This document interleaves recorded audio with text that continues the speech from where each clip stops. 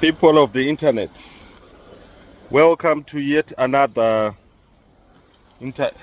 allotment vlog.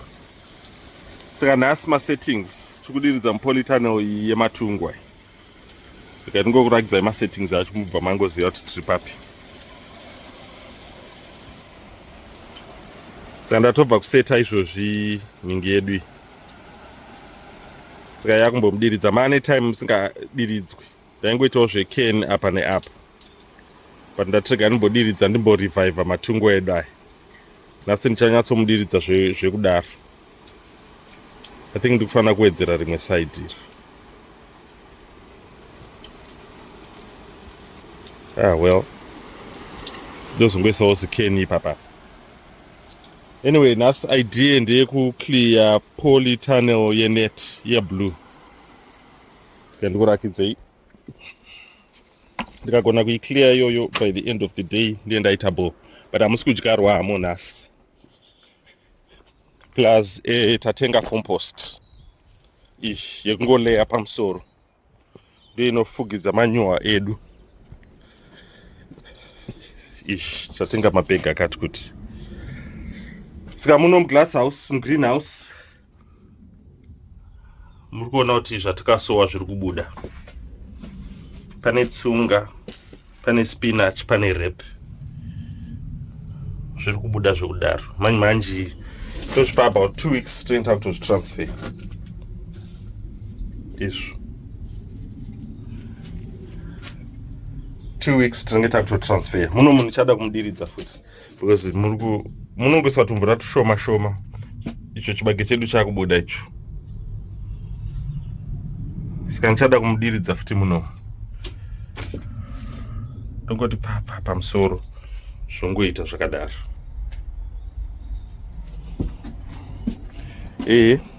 Politano yatiri kugadzira nhasi ndeiyi. Mandikasiya generator muyama.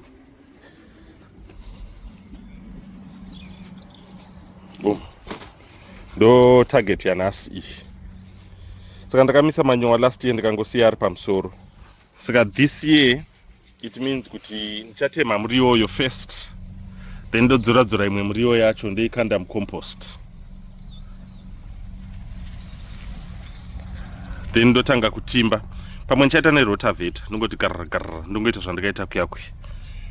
Handisi kuzoita dilly-dally a lot nhasi. Because ndikufanira kupedza in about 3 hours ndikufanira kuenda pedza. Ndine zvimwe zvanoda kuzoita after. But muno ndo target yanhasi. Ndikagona kupedza muno munhasi then it's a successful day. Saka ndichatanga ndangodzora zvimaweeds. Ndodzora zvimuriwo.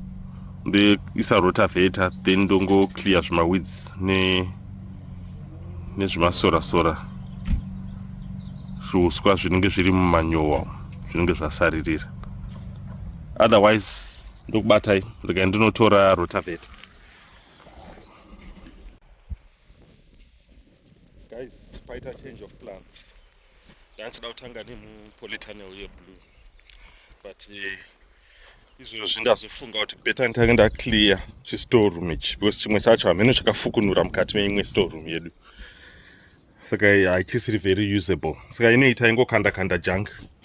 Junk yanga yangozara. Saka ndakutanga ndamborongedza munomu. Toisa zvinhu zveuko munomu. At least that way toziva kuti it's easy kuaccessa zvinhu zvedu. Normally tagara tingori vanhu vanenge vasina kurongeka mumastoreroom. But it's high time we bring a bit of organization. Saka ndichabuditsa zvinhu zvese. Then ndozvidzosera after ndacreata zvinenge zvimashelf zvokungodaro.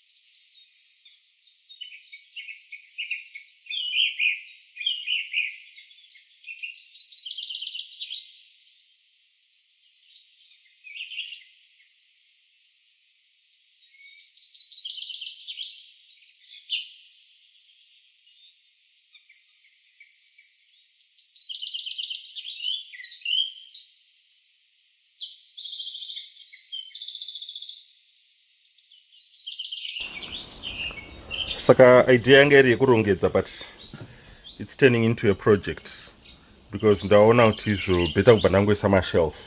Ichi chiribo ichi, so got this yesterday. Chiribo tinogona kuisa zvinhu zvakawanda imomo, like fertilizer yedu emumagaba and sometimes my tools and whatnot. Handina hangu key yacho yeapp, ndichatsvaga key yacho yeapp. Then ndakawana key yacho, at least kana chakutokika even my power tools ndogona kusiya imomo instead yekumatakura all the time. So that's the idea in each. But kuda my shelf, because my shelf, my fertilizer, like I atinge taisa umai. Neichi shelf yakangonakira kuti zvinhu zvakawanda zvinobva zvaita order. Saka ndada kuisa, ndakakwanisa kuisa 3 malayer, then ndinoisa 2. But ideally 3 kuti imwe inenge iri level nechishade ichi. Then imwe inenge ichishika somewhere up. Then imwe inenge iri lower. Kana ngoti 2 should be enough because zvimwe zvinhu zvacho zviri bulky. Ndikanongoisa 2 because chatani tinacho zvimwe zvacho zvaibatwa neichi. Ichi ndochibvisa ichi. Ndogona kuchilowa kana kuti uchibvisa zvachose. Then ndokuisa mabraces, mapuranga andagara ndinaona kudhara neayo. Then as long as zvakagara weight pane izvi, we should be good. Saka that's the idea. Saka rega tione kuti tosvika kupi.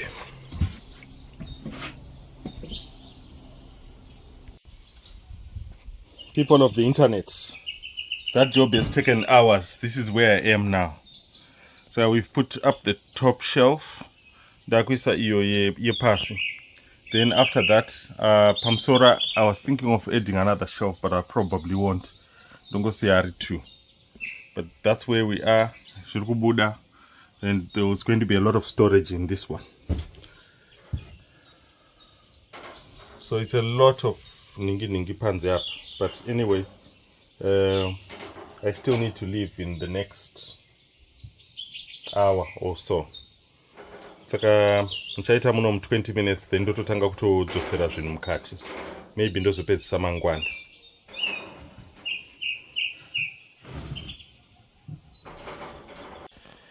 Yes, saka tazoisa mashelf aya rega ndikurakidzei.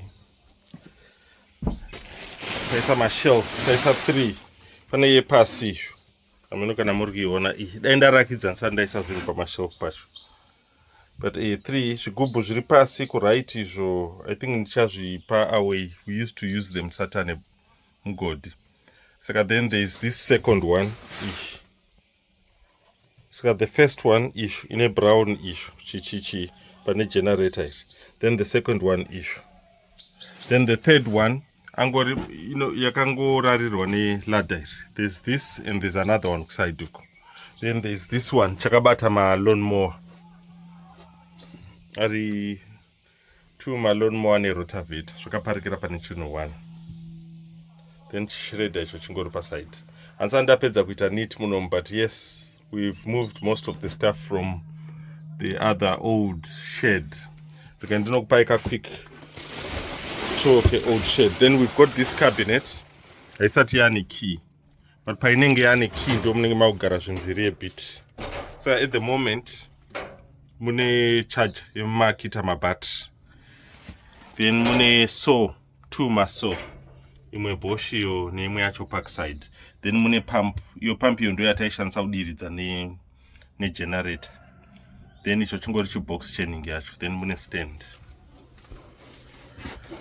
But ndokunenge mchizogara zvinhu zvedu zvine musoro. Ndichagadzirisa kakiyaka kana kuti ndichangotenga kamwe. Handizivi kuti kanonzi chii manje. I think opportunity yekutotora picture ndokatsvaga. Ndakagona kungotenga kamwe kanouya nekiyi yacho, then ndo replace ipapa.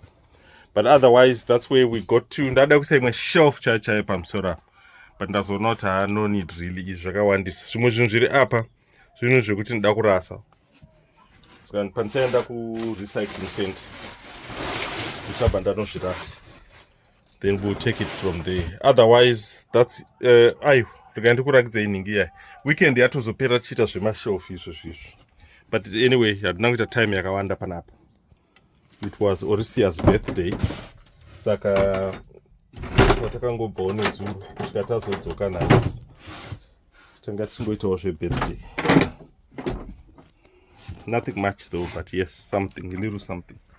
saka bhara ndorisiya I think bhara ndorisiya uko pachada kungoitwa tide itori next plot but ichi ndechangu ichi ndichibvise but pachada kungoitwa tide chazviita during the week but hapana zvazomboitwa zvemupolitane muyami yamandaida kugadzira nothing whatsoever tangomudiridza muyami yamune muriwo chete and nothing done in terms zvatakadyara zvakabuda but in terms yekuprepare more space yekuzozviisa not this weekend unfortunately. Okay, rega ndikurakidzei zvakaita mumwe mushed macho matiri kubuda. I think tichazongosvika pakukapukanya toisa something else. Saka ndo macho matiri kubuda and the reason is because pane chakachera apa ndimuri kuona mazimavhu esaya anga asipo atori pamusoro pebase mavhu iwaya hamina kuti chii but over winter pane chinhu chakachera makonzo took part mukudya zvinhu but handifunge kuti ndiwo akachera kudaro ivhu racho rakanyanyisa kuwanda saka handizivi kuti chii but anyway shed racho changa chakatogara chiri very low saka section iyo yekumberi hainyatsoaccesseke zvayo saka tichachibvisa ndokutsvaga chimwe pamarketplace chakachipa tochiisa panapa chatinogona kungoshandisa sestoreroom because kuside kunoku ideally ndokwatinoprefer kuti matools edu agare because kudhuze nemajority yeallotment uko kwatinoisa chibage uko hatinyanyo kukutenda zvakanyanyisa because chibage hachinyanyode zvakadaro but kuno kwatinoisa mavheji nechichi kunoda a bit more saka inoi yanga iri very ideal painga iri saka it's a matter of just replacing it. Ndokupai ka quick update nezvatakadyara saka izvi maseeds edu aya ese ari kubuda mushi then tine matikaisa chibage icho chiri kubuda chibage chiri kubuda then chimwe chacho ichi chatobuda ichi chatobuda then ubva kusati kwatanga kunyatsobuda hako zvakawanda the most of these mamwe mabeetroot mamwe manhanga but zvimwe zvacho munotozviona zvakutobuda izvi magaka akubuda what's this macucumber akubuda zvakangosiyana siyana muboora wakubuda a lot of manhanga futi akubuda chiri tudiki but manje so ndo zvakanakira maglass house aya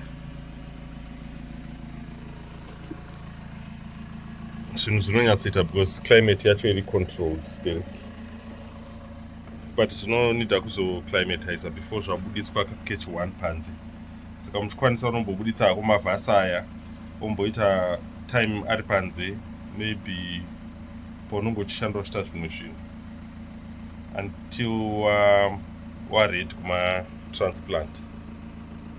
Guys, that's it for this weekend. Thank you for watching. See you next time.